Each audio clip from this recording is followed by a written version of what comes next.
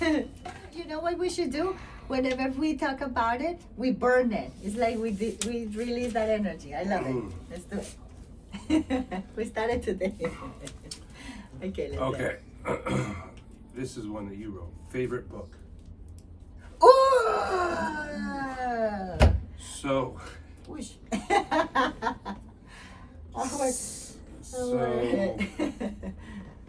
So I would have to say two. See? One's more sentimental. One took me a new path of enlightenment, I guess. Cool. Okay. Tell me. So my first one, The Giving Tree. And I think I've told you this story. It's when you were a kid. Yeah. See, please So it tell was me. this green book. See, and how old were you? Oh, I don't know. When I could sleep with my parents, you know. Okay, see. 4 or 5. See. But my mom would read this book called The Giving Book. And it kind of, to me, See? even back then, because I always loved her reading it. And so she would read it to us like at bedtime and this and that. But it was about this tree that started off as, you know, this tree, and this boy would sit under the tree, and the tree would give it shade. And then the boy would, you know, sit there for a while reading a book. And then the boy would be like, I'm hungry. And then the tree would hand down an apple. Fruit. And the kid would eat. And then the kid, you know, got a girlfriend. And he carved the initials of his girlfriend in the tree. And then it went on to be like, you know, like he got to be older and he needed, you know, wood for like to build a house for him and his family. And so the tree, you know, gave him his wood. And then he needed like a boat, so the tree gave him his trunk. And then it was like a stump. And the old man came by and the tree says, can I get you anything? And the old man says, just somewhere to sit. And the tree said, I can do that. Ay, papi, qué lindo. Yeah. Would you say that a book got you so like deeply into your heart when you were a kid that you made an agreement to be that tree the rest of your life? Yeah. Would you say that was kind of like your first agreements? 100%. That's why I say When we're kids, like we are more, I feel like we're more transparent with ourselves and more true. So we are more connected with the heart, like we're more natural, right? And then you remember that book as one of your favorite books. Think about it. So that book stick within you really deeply. And you have told me this story, this is the second time, and it really gets you, like it gets you emotional because it's like it feels like you deeply make your first agreement with that book, with your heart, like I'm gonna be that tree, I'm gonna give, because that's how I always see you, like this person who give, but at the end, like it got caught in a way, you know? Right. Because it was, you made that agreement, like I don't care, I'll go to that point. Right. You know? Right. That's how I have always seen you. I'm like, baby, boundaries. So what was the other book? You said 2. Oh, the paper said 2. The 4 agreements. Oh, kind of your first agreement. Right. And now you're in the middle of understanding, like, well, yeah, I made that agreement and it's beautiful, but I can put some boundaries. Yeah, put it all together and understand the bigger picture. So it did that more for me, is help me understand more of the bigger picture, what I'm feeling, what I'm seeing through my plant medicine ceremonies, or, you know, to put it all together and understand the, like Peru. The whole experience. That changed so much. Not of the direction I was going, but the speed of the direction. Like it catapulted to me to like another level. That's why in my journey, like quick. I love that when that happens. That's like what in Christianism they call the grace of God.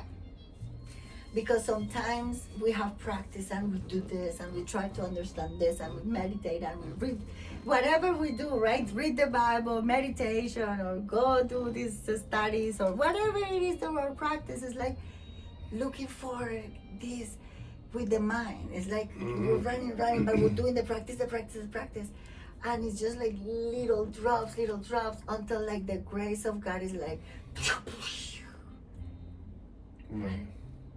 and there is no need of anything else. It feels like that planet, like it's catapult, as you said.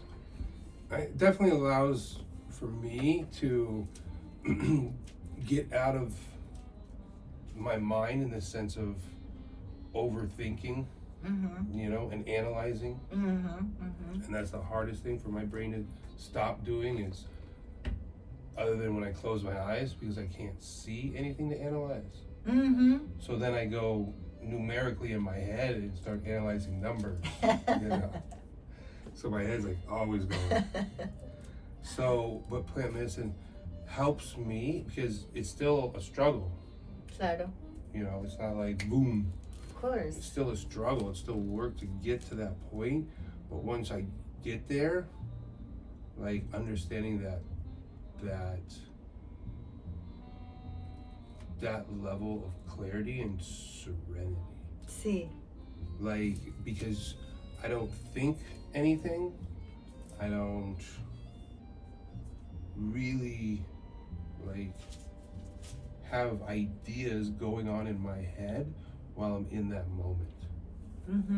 It's usually. But how is it feel? Usually, so one thing is like, because it's naturally the mind comes. There is the.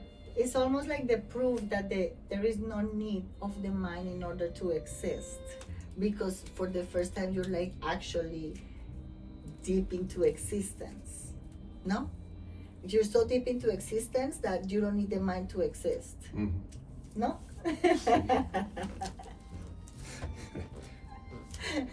You can say no as many times as you want, but if I was still undecided. So, but how would you say it then, Papi? No, I mean, sure. I mean, I don't know, because, like, you know. It's hard to say, put it in words. Right. So I don't know which one's doing which, but I know that, I mean, it's felt the same each time.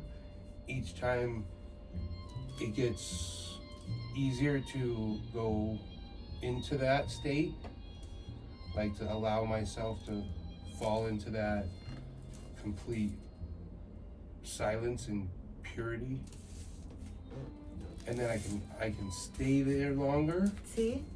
Because my brain is not as busy.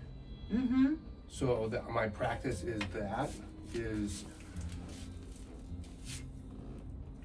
trying to extend that connection longer, and not let the mind get involved.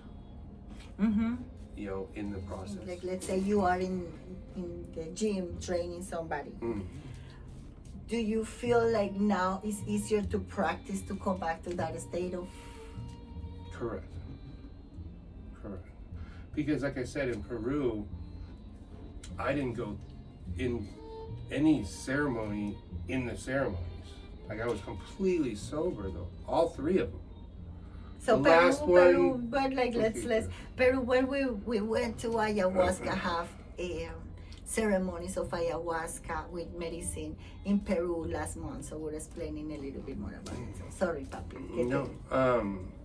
So I didn't have any experience other than just little, like, Icarus here and there, but nothing.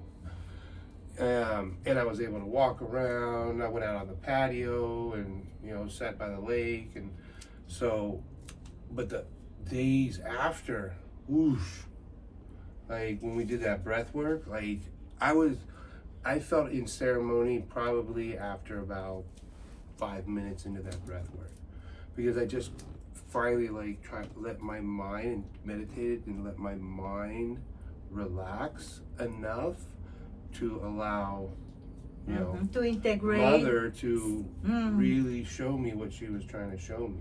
See. And what it was is that complete, like, oneness, and, like, you know, like I said, when I heard some of the things, like, you know, you are all, you know, you're one of everything. So to judge somebody is almost like putting judgment on yourself. Correct. Exactly. See. Ay, qué lindo, papi. I love it.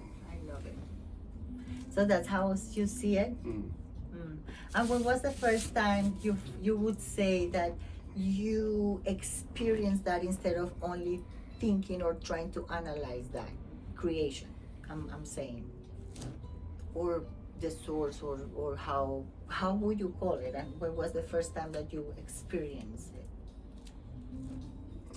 Oh, definitely when I was a kid, because my parents, we were, as you know, like, we went to church every Sunday, Saturday nights sometimes, See, Wednesdays. so you were Christian, but there was like a specialty on that church. But I knew because there were times that, like, you know, if me and my mother had, you know, some gap in our relationship, church would always, when I would be there with her, would always allow me to see, you know, the love.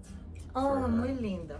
So I knew that source was there. Claro, you could connect with that because you put faith on it. Something was working through me. Sí, ay, qué lindo. So I love it. I knew that then that there was something out there That you can connect with. And all that was shown to me was Christianity, you know. See, which is a beautiful path. Yeah. Correct. If it's taken in a beautiful way, obviously. Correct.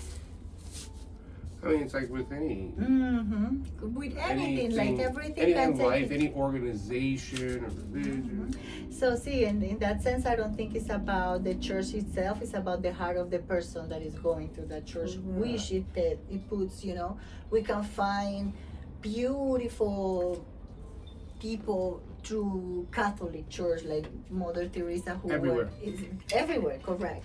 Who was beautiful, but we can have cases of perversion in the same church, you know. That's humanity. Correct, exactly. So it's not about pure the divinity. church or the religion or the path that we pick. It's about the heart and the intention that we put on that path.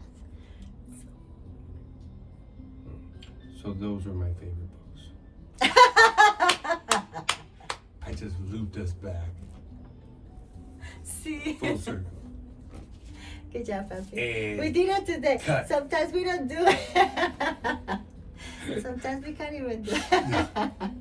Sometimes Sometimes we got off. We have like 10 branches and we're like, how did we start talking about Where this? did we start with this conversation? Somehow your dad always gets in there. I can just